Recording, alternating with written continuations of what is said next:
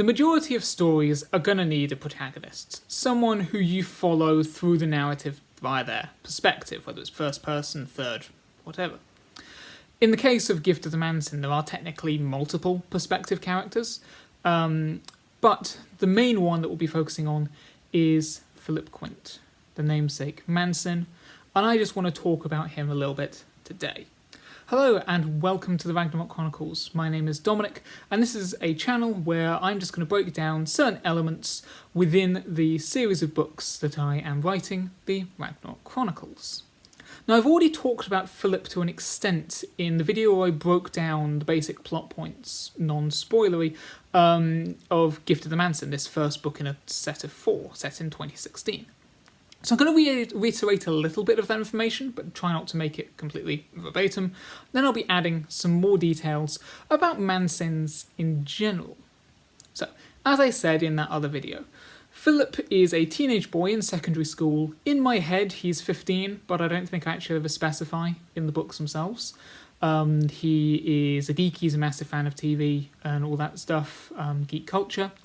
He has unnaturally great knowledge of classical history, ancient history, and science, for reasons that will be explained in a second. And also, more importantly, he has always had these other supernatural abilities, which again I'll go on to list. The reason for this is that he is a Mancynn. The extraterrestrial, extra-dimensional beings, the Brethren Lords, that exist outside of our universe, that are manipulating the events of Earth, of human development to their own ends, need a kind of figurehead for when their plans come to fruition, because they cannot properly exist in our plane of existence. They need someone to be like their emissary, this being the Mancynn, who, by 2016, is Philip. Now, for someone who is going to be running the show that is the entire planet, if the Brethren Lord's plans do come to fruition, it may be odd to have someone so young, again like a 15-year-old English boy, but they have previously tried, like they meant to try this once before, with an adult. However, that person ended up rebelling against them, rejecting their destiny. And so this time around, they felt, yes, there's probably going to be some further hurdles to cross because Philip is younger, but at the same time, because he is younger, he's probably more impressionable, and he's probably less likely to fully break away from them. But they're going to have an easier time maintaining control over him and using him as an effective puppet. Now, as part of that, I mentioned, well, first of all, he has knowledge of specific things. This knowledge he is automatically given because these are the kind of things he is expected to know about in order to fulfill his functions at whatever stage. This and his powers he got because in the earlier stages of him developing as an embryo, he had incorporated into his DNA what we might today crudely refer to as dark matter, what others may call prima materia, or as it should actually be referred to, ziangg. Now, ziangg is one of the fundamental materials that make up our plane of existence, our reality, just one that it's very difficult to detect. So by being so additionally attuned and connected to it, Philip and any of the other previous Mancynns thus have this deeper connection to reality itself, thus giving them these abilities with which they can manipulate it. So the extent to which the different Mancynns could use these abilities obviously varies from person to person, just based upon their personal aptitude regarding them, if that's the right word. They all had the same baseline principles. They could, in theory, have all done the same thing, but some are more skilled or had a better understanding than others.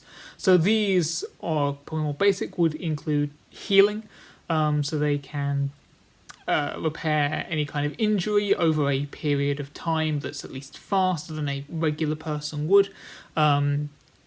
So they have increased capacity for knowledge, they can heighten their senses, they can control how much heat they put out in terms of infrared radiation.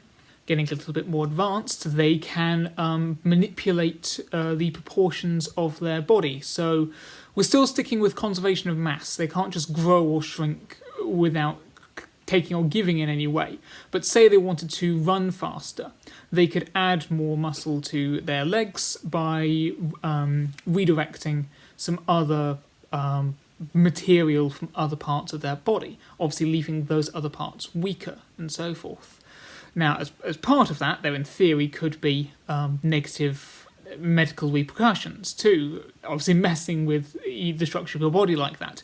But it's kind of instinctive to at least primarily do this kind of action in a way that is safe, but also because of the aforementioned healing ability, the Mancynn can repair any kind of damage that may cause.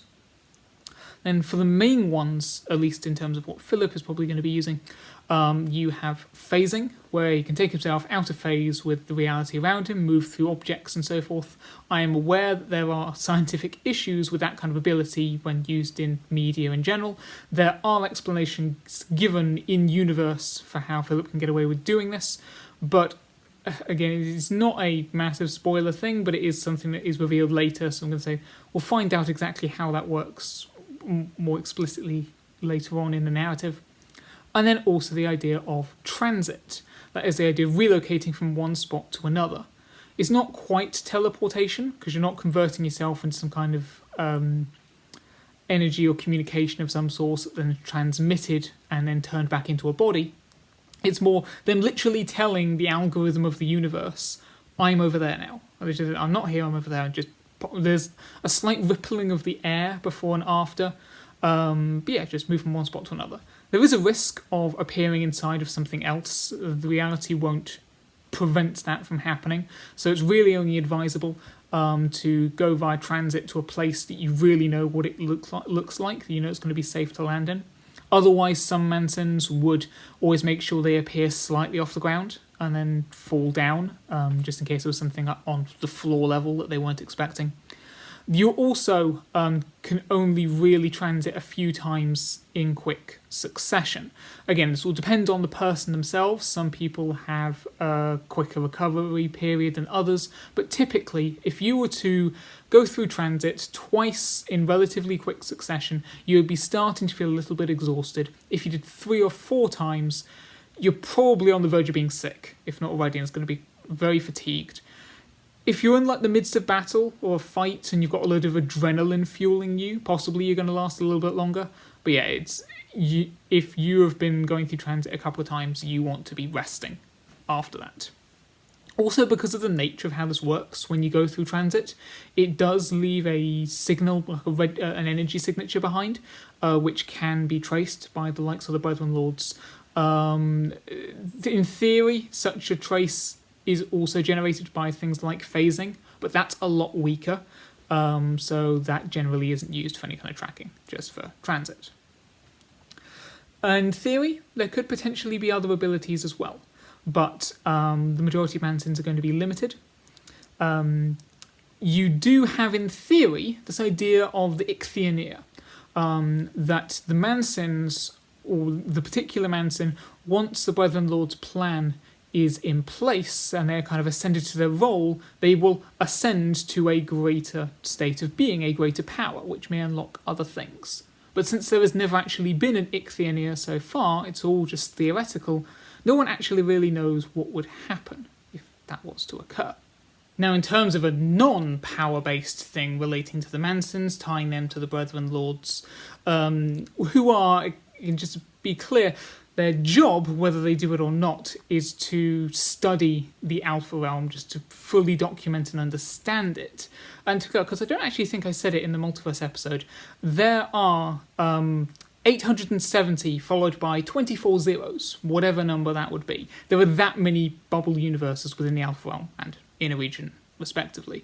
So to study all of that, it takes eons to properly study.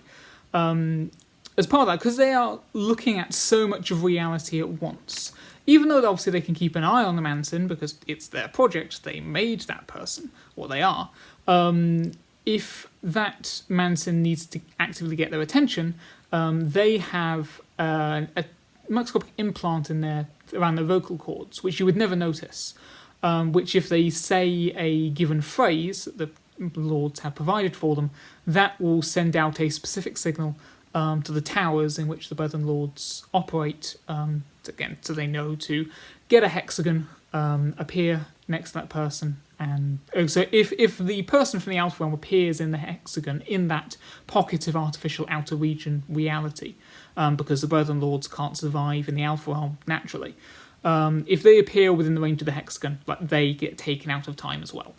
And so you'd end up with the same kind of soul buffer occurring that I mentioned in the multiverse video.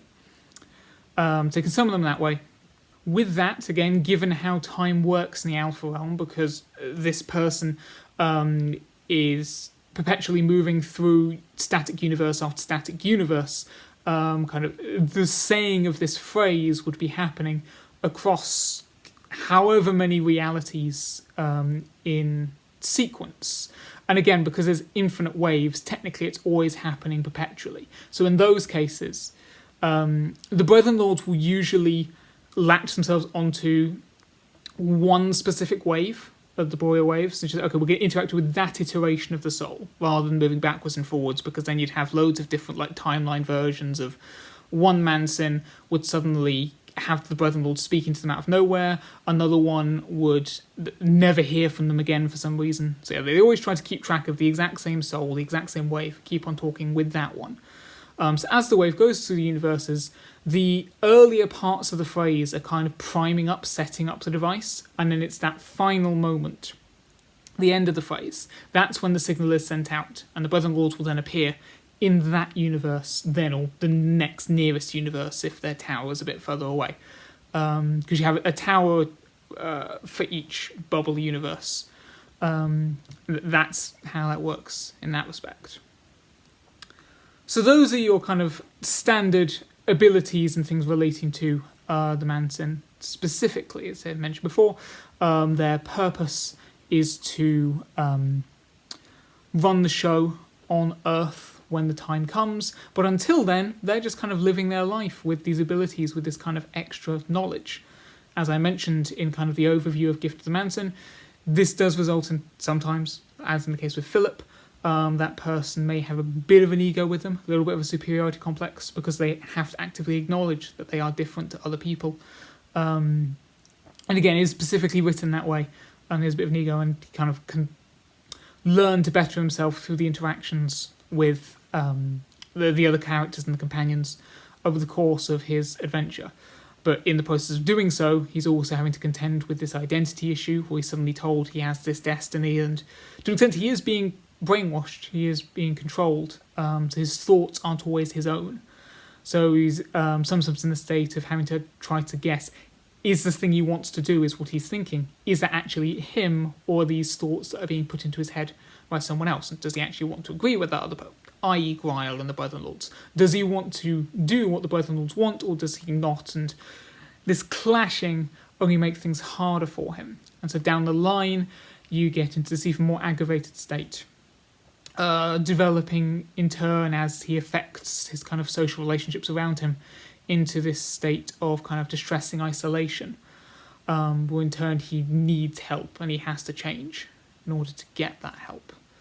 And multiple times he just has to think, why me? Why was he the one that was sent into a Mancynn? And he's told pretty early on it was just a random choice. So they just picked a person who could fit the role somewhat. So yeah, just chance of the universe. But what wasn't chance is the fact that I chose to talk about Philip in this one of kind of the first day videos. Because if we are talking about this book, Gift of the Mancynn, you should talk about your hero, your main character. So yeah, just wanted to make sure I covered him today. Now, kind of in the introduction video, I talked about how the purpose of this channel really was to just keep in my own mind some of the stuff from my future projects, which it won't be years until I get to them. So this is a way of still, for my own sake, just enjoying just thinking about that material. Self-serving, whatever. Not trying to be narcissistic. And I haven't really covered that yet. The multiverse stuff kind of spans everything, but a lot of this has obviously been geared towards Gift of the Mancynn, because that is the first book, because that is the one that hopefully soonish will be being released. So I do want to keep up to my word. I want to be looking at some other things from other parts of the Ragnarök Chronicles as well. So what I'm probably going to do is next week's video will be just one more based around this kind of first series and set in 2016. But then after that, we'll start branching out more into other parts of the multiverse, other parts of the timelines, as well as maybe eventually, again, as I hinted towards in that very first video, just doing a couple of other odd bits that aren't necessarily related to the books, and just some other stuff I want to talk about as well. There's like an odd, like, occasional video. Yeah, so what I'm probably going to do from this point on, at least to start off with, my intention is to do these weekly, every Thursday, just before 10 p.m. GMT. So hopefully you've enjoyed this, found this interesting, and you're interested in hearing more. So be sure to stick around and look out for those videos coming out then. And either way, until the next time we meet, be sure to just keep on telling stories.